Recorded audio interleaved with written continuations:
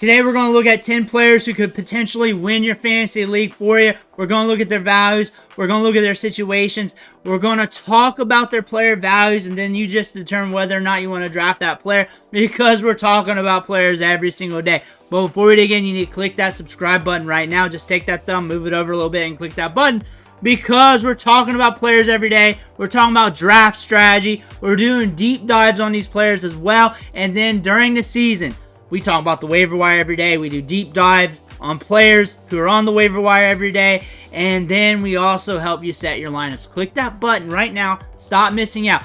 Christian Kirk. So the thing about him is he's going early middle rounds and he's super safe. He's not going to exactly win your league, but he's not going to exactly lose your league either. So from that statement there, you just try to determine whether you want that on your team. He is probably going to get you around 12, 13, 14, 15 fantasy points per game. He's probably going to deliver wide receiver 2-ish production, somewhere around there.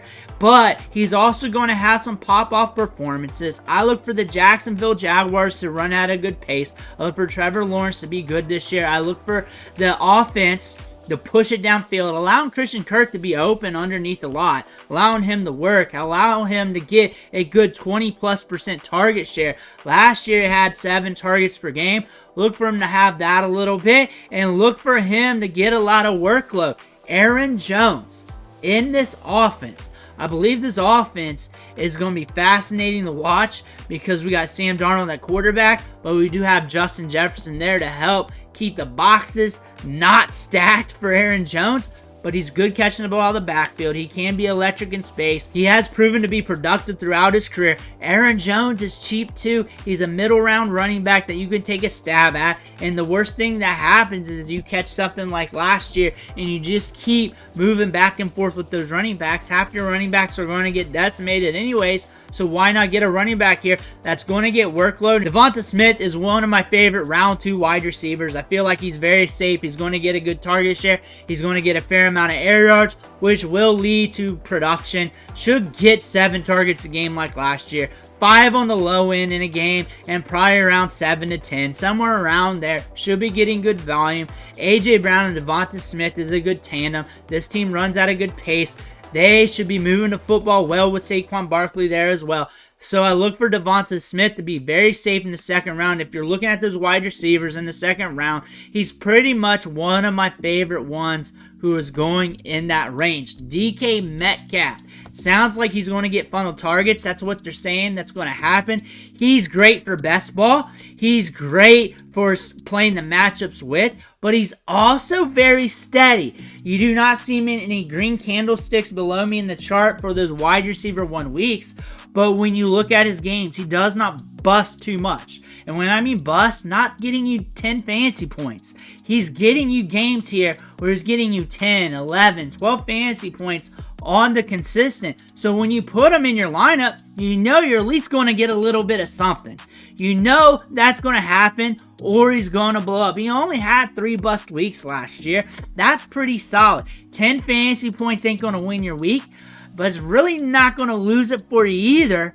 But he's steady. He could be your wide receiver 3, depending on how you're drafting, or your wide receiver 2. You're not looking at him to be your top wide receiver. And with him being your complimentary wide receiver and him getting you 13, 17, 12 to start things off like he did last year. Speaking about the Seattle Seahawks, Jaxon Smith-Njigba is coming into year 2. And if you're saying you had a year 2 wide receiver who caught 60 balls for over 600 yards as a rookie, you'd be excited about him, especially if they had a ramp-up period during the start of the season due to coming back from an injury, and a year prior they missed 90% of their collegiate season due to an injury, but still caught 60 balls for over 600 yards, got a decent target share with 2 good wide receivers in front of him on the field, and still ran a good route participation rate. He was running routes on 75% of the pass plays. He was out on the field. That is good numbers for a rookie. It's okay. It's not like he went off like Justin Jefferson. A lot of people were down on that.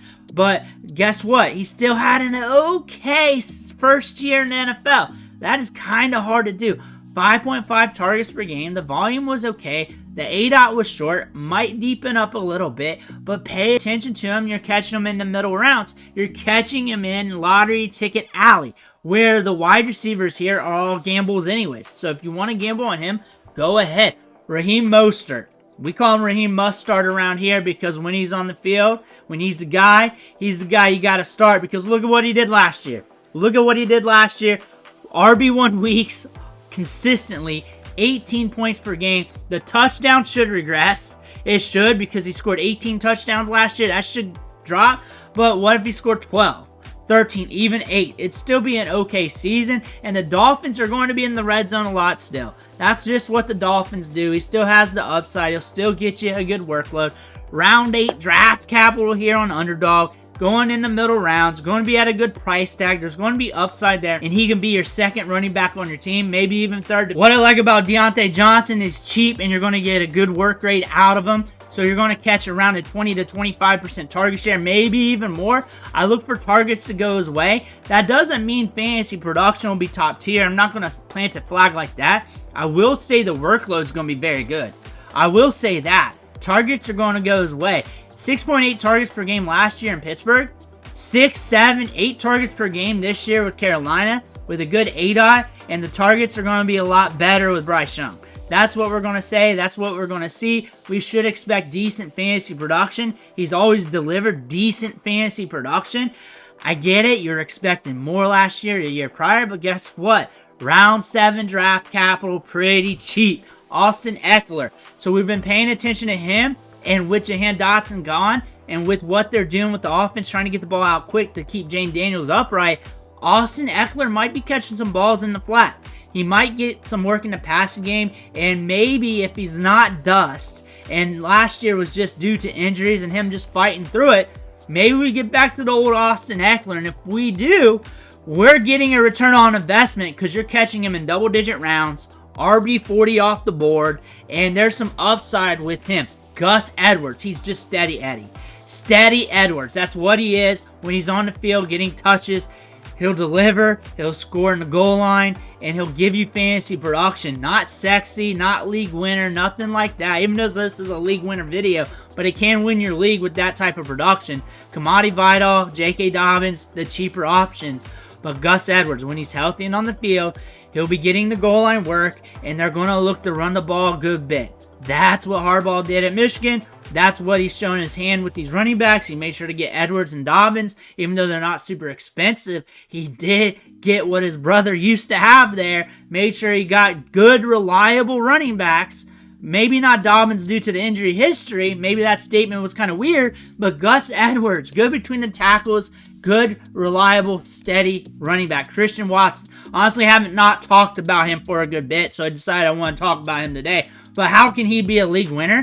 Well, the Packers are funneling wide receivers left and right. Just a different wide receiver getting it every day, it looks like. A different wide receiver getting talked about every day.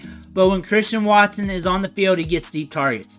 The deep ball goes his way. That's what happens when he's healthy. He can make those splash plays and could deliver you boom matchups. The thing is, he's going to be ultra volatile. That's where he's been at the last 2 years. He's been giving you some high upside weeks, some bottom games, some injuries and all that. But when you look at it that way, but if he falls in your draft, you may want to dance with that because he will deliver you some game-winning weeks for your fantasy team. Those are 10 players that we're looking at as potential league winners due to their situation and due to certain context. We're looking at players every single day. We're looking at their situations. We're looking at their advanced metrics to see what they're going to be doing this season and where you want to take them at in drafts. Let me know who you're trying to get in the comments below. Make sure to hit that subscribe button on the way out. One thing for watching. Catch you on the next video.